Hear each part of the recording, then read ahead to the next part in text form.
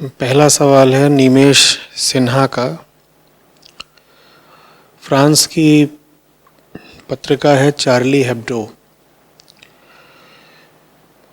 व्यंग संबंधित ही इनकी ज़्यादातर सामग्री रहती है।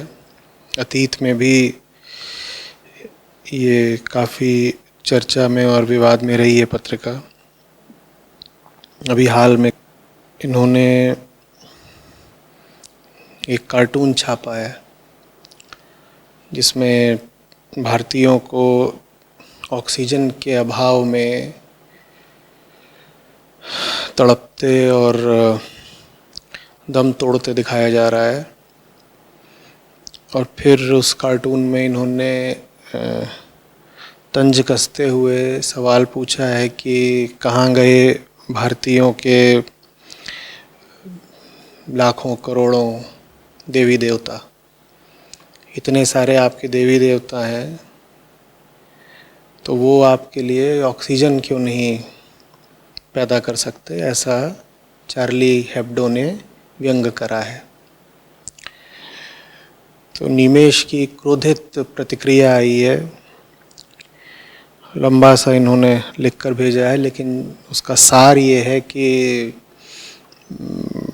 हिंदुओं को कमज़ोर समझकर कोई भी उनके धर्म की खिल्ली उड़ा देता है, वगैरह वगैरह, इस तरह की बातें लिखी हैं।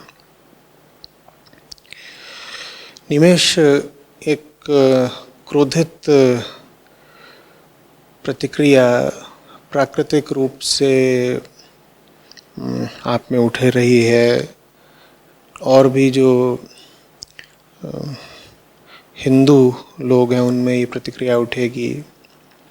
और बात भी जो इस पत्रिका ने कही है वो मूर्खता की ही है, फूहड़ बात है, इसमें कोई दो राय नहीं।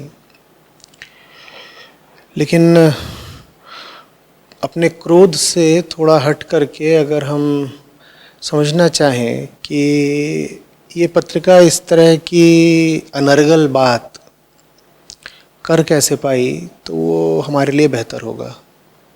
कैसे कर पाई, क्या कह रहा है वो कार्टून? कार्टून कह रहा है कि इतने तुम्हारे पास देवी देवता हैं, उनमें से कोई तुम्हारे लिए ऑक्सीजन क्यों नहीं पैदा कर पा रहा? कार्टून के पीछे सिद्धांत क्या है? सिद्धांत ये है कि ये तुम्हारे देवी देवता हैं, इन्हें तुम्हारी मदद के लिए आना चाहिए।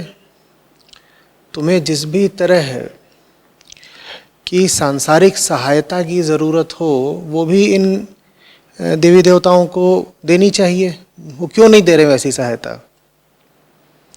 अब ये जो फ्रेंच व्यंग्यकार हैं, उन्हें ये किसने बताया कि देवी देवताओं का ये भी काम होता है कि हमारे सांसारिक मसलों में हमारी सहायता करें? ये उन्हें किसने बताया? ये बात तो उनकी कल्पना नहीं है, ये बात तो उनके सपने में नहीं आई है ना। और यही बात इस कार्टून के पीछे का मूल सिद्धांत है। क्या बात? कि हिंदू अपने तमाम सांसारिक मसलों में अपने देवी देवताओं को सम्मिलित करे रहते हैं, उनसे मदद मांगते रहते हैं।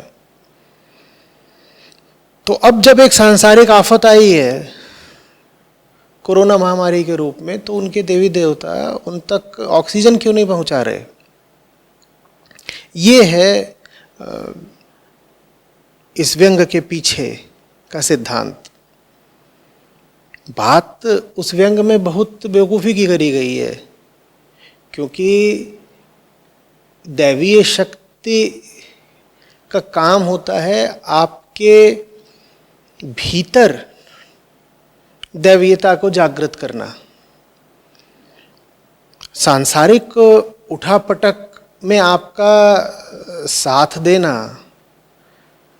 ये दैवीयता का काम होता ही नहीं है। लेकिन हम कुछ तो ऐसा कर रहे होंगे ना जिससे पूरी दुनिया को ये संदेश जा रहा है कि हमारे देवी देवता तमाम दुनियादारी के मसलों में भी हमने शामिल कर रखे हैं। और हम ऐसा क्या कर रहे हैं? हम ऐसा बहुत कुछ कर रहे हैं। उदाहरण के लिए, मेरा घर नहीं बन रहा, फलाने देवता मेरा घर बनवा देंगे। मैंने नई गाड़ी खरीदी है, उसकी रक्षा के लिए मैं गाड़ी पर फलाने तरीके का प्रतीक बनवा दूंगा, उससे देवी जी मेरी गाड़ी की रक्षा करेंगी। मुझे बच्चा नहीं हो रहा, उसके लिए मैं जा करके इन देवता को लड्डू चढ़ाऊंगा तो घर में बच्चा हो जाएगा। ये सारे काम जो हम देवी देवताओं से करवा रहे हैं, ये सांसारिक काम है या नहीं है? बोलो। और हमने अपने देवी देवताओं को बना भी पूरी तरह सांसारिक दिया है। कोई बोलता है कि फलाने देवता हैं वो उस पर्वत पे रहते हैं, फलानी देवी हैं वो सरोवर में रहती हैं। अब ये पर्वत और सरोवर इसी संसार के भीतर की जगह हैं या नहीं है? तो जब आपने अपने देवी देवताओं को बिल्कुल अपने सांसारिक कामों में शामिल कर लिया है, तो फिर दुनिया आपसे सवाल पूछ रही है कि अब जब आप पे एक सांसारिक विपदा आई पड़ी है, तो यही देवी देवता आपको सांसारिक ऑक्सीजन क्यों नहीं मुहैया करा रहे? वो इसलिए ये सवाल पूछ पा रहे हैं। वही सवाल इसलिए पूछ पा रहे हैं क्योंकि सर्वप्रथम हमने देवी देवताओं के नामों का बड़ा दुरुपयोग करा है। क्यों? क्योंकि हम दैवीयता को समझते नहीं। क्यों? क्योंकि हम धर्म को समझते नहीं। क्यों? क्योंकि हम अध्यात्म को समझते नहीं। क्यों? क्योंकि जो मूल धर्मशास्त्र हैं उन्हें पढ़ने का कष्ट हम कभी उठाते नहीं। हमारे पास बस क्या है? किस्से कहानियां हैं। और उन सब किस्से कहानियों में हमने जो परासत्य है उसे एक सांसारिक आकार दे दिया है, उसे भी मानवीय गुण प्रदान कर दिए हैं, और उससे ही हमने अपने सारे मानवीय काम करवा डाले हैं। समझ में आ रही बात? तुम मुझे कोई काम बता दो जो तुम्हें चाहिए होता है, कोई अपनी इच्छा बता दो जिसकी तुम्हें पूर्ति करनी होती है, और उसके लिए तुमने किसी देवी देवता का सहारा न लिया हो। बताओ, तुमने नहीं लिया होगा, तुम्हारे पड़ोसी ने लिया होगा, तुम्हारे पड़ोसी ने नहीं लिया होगा तो उसके पड़ोसी ने लिया होगा। पर हिंदुओं में यह आदत खूब फैली हुई है कि नहीं फैली हुई है? मेरी बेटी की शादी नहीं हो रही है, मैं फलाने मंदिर में जा करके फलाने देवता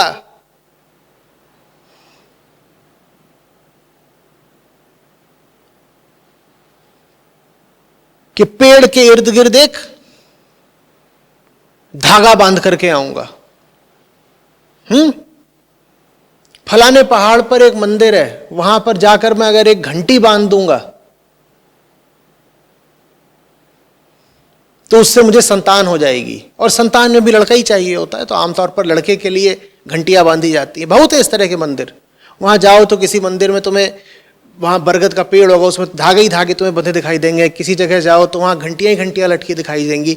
ये हम अपने देवी देवताओं से क्या करवा रहे हैं? बताओ तो मुझे। ये हम अपने देवी देवताओं से अपनी सारी सांसारिक इच्छाएं पूरी करवा रहे हैं कि नहीं करवा रहे हैं? तो जो आदमी ऑक्सीजन के अभाव में मर रहा है, उसकी इस वक्त बड़ी से बड़ी इच्छा क्या है? ऑक्सीजन मिल जाए। तो ये चार्ली हेब्डो वाले पूछ रहे हैं कि तुम्हारी तो सारी इच्छाएं तुम्हारी देवी देवता पूरी कर देते थे, अब ऑक्सीजन की तुम्हारी इच्छा है तो काहे नहीं तुम्हें आकाश से कहीं से सिलेंडर की वर्षा हो रही? वो ये व्यंग कस रहे हैं। मैं बिल्कुल देख रहा हूं कि ये व्यंग मूर्खता भरा है और इस व्यंग से बहुत लोग आहत हुए होंगे, क्रोध भी आया होगा, मैं बिल्कुल समझ पा रहा हूं। लेकिन मैं यह भी चाहता हूं कि हम वो सारे काम करने बंद करें जो दुनिया को अधिकार दे देते हैं हम पर इस तरीके के विकृत व्यंग करने का। तुम्हें समझ में आ रही मैं क्या बोल रहा हूं? जिंदगी की कोई चीज नहीं है जिसमें हमने देवी देवता शामिल ना कर रखे हो। देवी देवता बहुत ऊंची शक्तियां हैं, है ना? तो ऊंची शक्तियों का अपमान, अनादर क्यों करते हो भाई? उनसे अपने रोजमर्रा के ये छोटे और टुच्चे काम करा करके बताओ तो मुझे। अगर आपके मन में वाकई देवताओं के प्रति सम्मान है तो आप देवताओं का उपयोग अपने घर के चौकीदार की तरह करेंगे? कहिए। जितने आपने देवी देवता बनाए हैं उतने आपने उनको काम सौंप रखे हैं। ये देवता इस काम आता है, ये देवी इस काम आती हैं। फलानी बीमारी है अगर आपको तो वो वाले देवता ठीक करेंगे।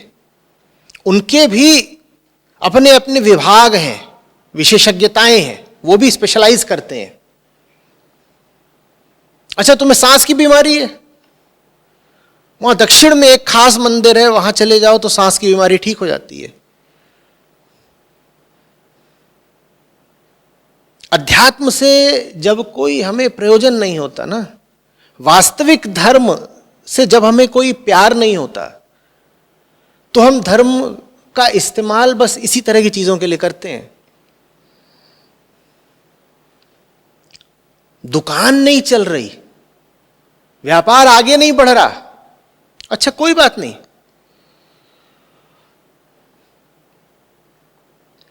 उधर फलाना एक बहुत पुराना मंदिर है गंगा किनारे और उसके बारे में कथा प्रचलित है।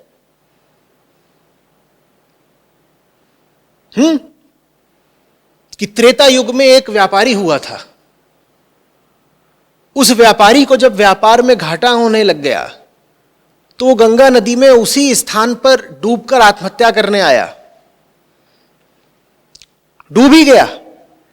पीछे पीछे उसकी सती सावित्री पत्नी दौड़ती हुई आई, हे नाथ हे नाथ हे नाथ। जब तक वो पहुंची तब तक वो डूब ही चुका था। तो उसी स्थान पर बोली कि हे देवी, अगर तत्क्षण तूने मेरे पति को जीवित नहीं किया तो मैं यही प्राण त्याग दूंगी। देवी प्रकट नहीं हुई तो सावित्री पत्नी उसी समय पर गंगा में कूद पड़ी। जब वो गंगा में कूद पड़ी तो उसका सतीत्व देख करके देवी प्रकट हो गई और देवी ने अपनी योग शक्ति से दोनों पति पत्नी को गंगा से बाहर भी निकाल दिया, चंगा भी कर दिया। और इतना ही नहीं, उन दोनों को 1,000 स्वर्ण मुद्राएं वरदान में दी। तो इससे क्या सिद्ध होता है? इससे सिद्ध होता है कि अगर व्यापार में घाटा हो रहा हो तो उसी जगह पर अब वो जो वहां पर मंदिर बनाया हुआ है वहां पर आओ और तुमको भी कम से कम 1,000 स्वर्ण मुद्राओं का लाभ तो जरूर होगा। अब वो बैठ करके गिनते हैं कि एक स्वर्ण मुद्रा कम से कम इतने ग्राम की तो होगी ही। और आजकल बता रहे छंगू सोने का भाव क्या चल रहा है मार्केट में। और फिर वो गिनते हैं, अच्छा तो एक मुद्रा इतने रुपये की, तो 1,000 इतने रुपये की, चलो रे फलाने मंदिर चलते हैं, वहां चलेंगे तो इतने लाख रुपए का मुनाफा हो जाएगा। देवी देवता इसलिए है, और जब देवी देवता इसलिए हो जाते हैं ना तो तुम पूरी अधिकार दे देते हो, पूरी दुनिया को अधिकार दे देते हो कि वो तुम्हारा मजाक उड़ाए। समझ में आ रही है बात?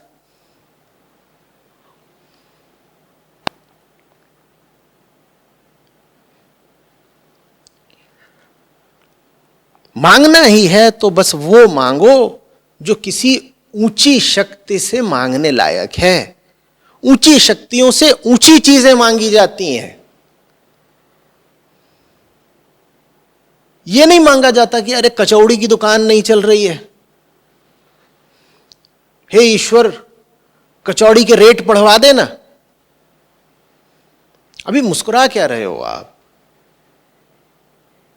ऐसी ही हमारी इच्छाएं होती हैं। और क्या मांगने जाते हो तुम? मोक्ष और मुक्ति मांगने जाते हो मंदिरों में? बताना तो, क्या मांगने जाते हो मंदिरों में? जो कहते हो ना मुराद मांगने आया हूं, प्रार्थना कर रहा हूं, वास्तव में उस प्रार्थना में इच्छा क्या होती है बताओ तो? यही सब तो करने जाते हो। जैसे किसी टैंक का इस्तेमाल मच्छर मारने के लिए किया जा रहा हो। टैंक का इस्तेमाल करना ही है तो किसी बड़े दुश्मन को मारने के लिए करो ना। दैवीय शक्तियों का अगर आह्वान करना ही है तो अपने भीतर की माया को मारने के लिए करो। टैंक का इस्तेमाल किस लिए होगा? किसी बड़े दुश्मन को मारने के लिए। तुम्हारा सबसे बड़ा दुश्मन कौन है? तुम्हारे भीतर की माया। तो देवी के आगे बिल्कुल आवश्यक है नतमस्तक हो जाना। देवता के आगे बिल्कुल आवश्यक है समर्पित हो जाना। लेकिन प्रार्थना बस एक होनी चाहिए कि मुझे मुझसे बचा, मेरे भीतर की माया से मेरी रक्षा कर। बस ये प्रार्थना होनी चाहिए। मेरे घर बच्चे पैदा कर दे, मुझे काजू बर्फी जलेबी दिलवा दे, मुकदमे में जीत नहीं हो रही है, बता किस तरीके से जज को घूस खिला दूं। ये सब चीजें देवियों तक, देवताओं तक और मंदिरों तक ले जाने की नहीं होती हैं। इन मुद्दों में उलझने का और इस प्रकार की इच्छाओं की पूर्ति का धर्म से और अध्यात्म से कोई लेना देना नहीं है।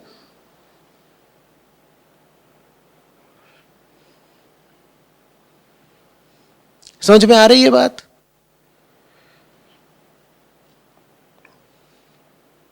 तो चार्ली हेब्डो वाले तो मूर्ख हैं ही, लेकिन वो जो कर रहे हैं